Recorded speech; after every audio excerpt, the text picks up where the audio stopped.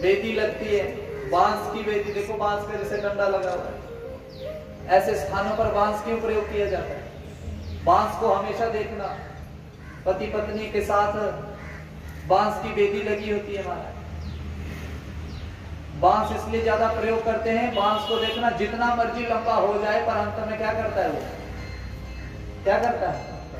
झुक जाता है। इसका मतलब क्या हुआ कि जीवन में जितना मर्जी बड़े हो जाओ, जितना मर्जी धन आ जाए, पर ये जो जैसे बांस सबसे लंबा होने के बाद भी झुक जाता है, आप भी झुकना सीख जाओ। ये हमारे को शिक्षा है। तदुपरांत महाराज बड़ी कृपा हुई, शुक का रूप लेकर उस वृक्ष पर कौन बैठ गया? भगवान विष्णु बैठ गए। अभी तपस्या करने बैठा, संकल्प लिया, ओम ब्रह्मणे नमः का उच्चारण किया, इतने में ऊपर से शुक बोल पड़ा, नारायण। बोलो जरा। अच्छा देखो शर्म कितनी कर रहे हैं, एक दूसरे को देख के बोल रहे हैं। बोली मैंने नहीं तो कब जाके इन्हें कहना, बोलो जरा, नारायण नारायण। यही सबसे बड़ी LIC है आपकी, जेड़ियां तुसी करवा के घर रखियां, तुहाडे काम नहीं आनिया। ये जो आप यहाँ कर रहे हैं यही है सबसे बड़ी LIC। बोलो राधे राधे। बड़ी कृपा महाराज। नारायण नारायण बोल दिया, जैसे उधर ध्यान लगाने लगे तब तो ऊपर तोता बोल रहे नारायण नारायण। कश्यप को जिसको मारने के लिए तब कर रहा हूं, उसी का कोई नाम उच्चारण कर रहे हैं। आज का दिन ही बेकार है, कल आऊंगा। आसन उठाया और चल पड़े। घर गए, घर जाकर के दरवाजा खटखटाया। जैसे दरवाजा खटखटाया महाराज, दरवाजा खटखटाया तो कयाधु ने दर्शन किए। तो महाराज तपस्या इतनी जल्दी हो गई? ओ कहाँ हुई, आसन फेंका, आज का दिन ही बेकार है। महाराज हुआ क्या, बताओ तो सही। ओ बोला क्या बताओ, जिसको मारने के लिए तब कर रहा था उसी का कोई नाम ले रहा था। बोला अच्छा नाम क्या था? कयाधु ने बोला नाम क्या था? हिरण्यकश्यपु के मुख से निकल गया 2 बार। क्या नाम निकला? नारायण। कयाधु मन ही मन बड़ी प्रसन्न हुई, किस दुष्ट के मुंह से किसका नाम निकल गया। बोला मैं भी धर्म पत्नी तब कहलाऊंगी जब तक सोते समय तक अपने पति के मुख से 108 बार नारायण नारायण उच्चारण करवा के छोड़ूंगी, तभी मैं धर्म पत्नी कहलाऊंगी। आज यही सही। अच्छा महाराज आओ, बैठो बैठो बैठो, ये लो जल लो। अच्छा महाराज कैसे कर रहा था वो? पत्नी है ना, पत्नी तो अपने पति का क्या चाहती है? कल्याण चाहती है। उसको पता है कि बेचारा सुबह से शाम तक काम जाता है, इसको टाइम थोड़ी लगेगा नारायण नारायण बोलने का। तभी तो आप धर्म पत्नी हैं। पर आजकल वाइफ भी हो गई without information freedom agreement. Committee बाजार पहुंच के फोन करना कि मैं बाजार चली है, बाजार पहले ही पहुंच गई। तो आपने वाइफ नहीं बनना है, आप धर्म पत्नियां ही अच्छी हैं। बोलो राधे राधे। सारी टीम के साथ हमारे जी आए हैं, इनका बहुत स्वागत है। महाराज बड़ी कृपा हुई, जल दिया, पूछ लिया। पूछा क्या कि महाराज क्या कर रहा था? पक्षी क्या बोल रहा था? बोला तो तेरे को नारायण नारायण कर रहा था। क्या कर रहा था? सोने लगे, भोजन देने लगे। बोला महाराज मैं फिर भूल गई, क्या कर रहा था वो पक्षी? बोला तो है तेरे को नारायण नारायण कर रहा था। पैर दबाने लगी, पैर दबाते दबाते थोड़ा देखे कि सोए कि नहीं। सोते सोते कोई पूछ रही है, तो वो सोया सोया भी क्या कर रहा है? बोला तो है तेरे को नारायण नारायण कर रहा है। पैर भी दबा रही है और क्या निकलवा रही है मुंह से? उसी रात्रि को नारायण नारायण उच्चारण करते पति पत्नी सोए हैं। पत्नी का गर्भ ठहरा है और गर्भ में कौन आया है? जिस रात्रि को दोनों ने नारायण शब्द उच्चारण किया, उसी रात्रि को गर्भ में कौन आ गया? प्रहलाद तो किसका भक्त हुआ? तो पहला गुरु कौन है बच्चों का? मां, पिता। आजकल हमारी माताएं आज भी कहती हैं, गर्भवती महिला जो भी हो तो उनको बोलता है कथा सुना करो, रामायण पढ़ा करो, बोलते हैं कि नहीं?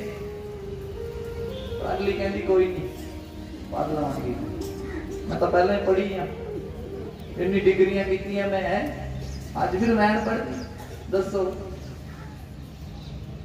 तो थोड़ा ध्यान दें, अच्छी अच्छी चीजें पढ़ो, क्योंकि विदेश में देखो, विदेशियों ने ऐसी ऐसी यूनिवर्सिटियां खोल दी हैं, हमें फॉलो करते करते। महाभारत पढ़ा, उन्होंने बोला अभिमन्यु ने सब कुछ सुन लिया था, गर्भ में सब कुछ सुन लिया था, सब कुछ सीख गया। मां ना सोती तो मरता ना, पर मां सो गई सुनते सुनते। हमारे शास्त्रों में गर्भ की पूरी व्याख्या की गई है। 5वें महीने के बाद सब कुछ सुनने और खाने पीने लग पड़ता है, 7वें महीने के बाद सारे अंग तैयार हो जाते हैं। ध्यान देना, मां जो खा रही है वो उसको लगने लगता है, जो बोल रही है सुनने लगता है। बुरा बोलेंगे तो लात मारेगा अंदर से कि अच्छा अच्छा बोल मां। हम बड़े खुश होते हैं कि जी लात मारे, वो लात तब मारे कि राम नाम जपो, वो अंदर से बोल रहा है राम राम तो जपो, कुछ सुनाओ मेरे को। पर हम उस दिन फिर पार्टी रख देते हैं कि लात मारी पहली बार। वो फिर अंदर सिर पे हाथ रखता है कि हे भगवान क्या कर रहे हैं? बोलो राधे राधे। देख लो, राक्षसों के यहाँ संतान उत्पन्न हुई, दूसरे दिन उठकर कौन चला गया? हिरण्यकश्यप चला गया तपस्या करने, मां गर्भवती है। इंद्र को पता लगा कयाधु गर्भवती हो गई है, 3 पहले से है, 4था पेट में है, ये राक्षसी बनेंगे, पहले ही मार दो इसको। कयाधु का हरण करके ले गया। रास्ते में नारद जी मिले, इंद्र ये क्या कर रहा है? बोला महाराज 3 उधर बैठे हैं, 4था गर्भ में, मैं पहले ही मार दूंगा।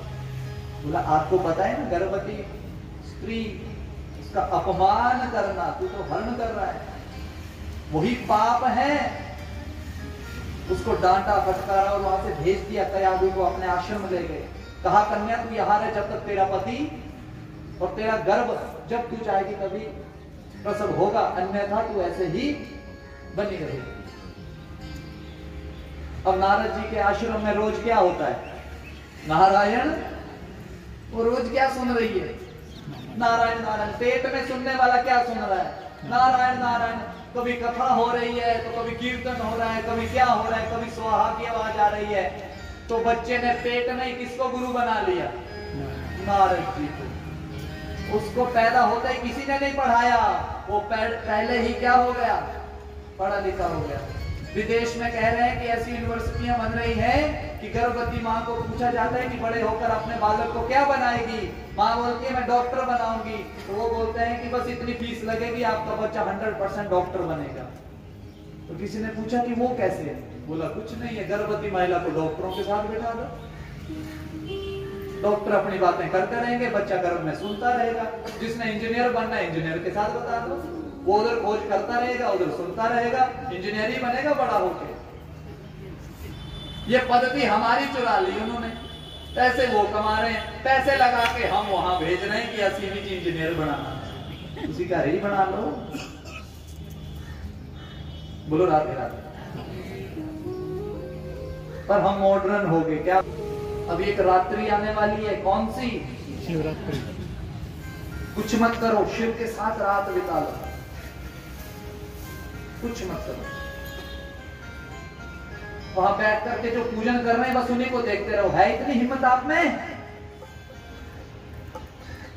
सामग्री नहीं खरीद सकते, कोई बात नहीं, दूध नहीं ले सकते, दही नहीं ले सकते, घी नहीं ले सकते, शहद नहीं ले सकते, शक्कर नहीं ले सकते, कोई बात नहीं। शिव मंदिर तो जा सकते हैं। क्या लिखा है किसी ने? समिति ने लिख के बोर्ड तो नहीं लगाया कि 5 किलो जेड़ा के नहीं लेके आऊंगा उन्होंने अंदर नहीं आ देना। ऐसा है? यहाँ तो सुंदर व्यवस्था हुई होगी आपके लिए। आप आओ, 4 पहर का पूजन कर नहीं सकते तो देखो, कर नहीं सकते तो देखो। 4 नहीं कर सकते पहर की पूजा, 1 पहर की देखो। पर जरूर अपने बच्चों को भी बिठाओ, सभी बच्चों को लेकर जाओ अपने कि बच्चा चलो आज शिव की रात्रि है, और नहीं तो 1 लोटा जल अपने हाथ से चढ़ाओ, बताओ कि ये शिवलिंग है, लिंग का पहचान होता है। और ये जो बेटी बनी है जिसको योनि कहते हैं, ये साक्षात महामाया है। शिव और पार्वती अलग कभी हो नहीं सकते। साकार रूप भी यही है और निराकार भी लगे होते हैं ना, मूर्ति भी सामने लगाई होती है। ये भी दर्शन कर लो और ये भी दर्शन कर लो। जो साकार और निराकार का फर्क समझता है वो भी देख लो वहां जाकर। भगवान ने सब कुछ ही बता दिया कि साकार भी मैं हूं और निराकार भी मैं हूं, प्रारंभ भी मैं हूं और अंत भी। इसलिए बोलो नमः शिवाय।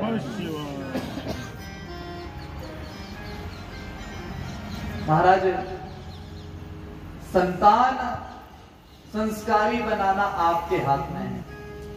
संस्कारी जब तक नहीं बनाएंगे आप संतान को, तब तक आपका कल्याण भी होना निश्चित नहीं है। आप जितनी मर्जी कथाएं सुनिए, आप अपने बच्चों को संस्कारित करें। आप उनको, और नहीं तो यहां से प्रसाद कौन कौन लेकर जाता है? खड़ा हाथ करो जरा। सभी लेकर जाते हैं ना, तो वो प्रसाद अपने बच्चों को भी दिया करो। किसको दिया करो? बच्चों जरूर दिया करो। बच्चों को नहीं, घर पे जितने सदस्य हैं सबको प्रसाद करो कि शिव का प्रसाद। इसका ये प्रसाद नहीं, अब महाप्रसाद है। क्या है? महाप्रसाद है। ये कोशिश हम सबको करनी पड़ेगी। बोले शंकर भगवान की। आप सबको विवाह की मंगल बधाई। 2 दिन पहले ही मुझे एक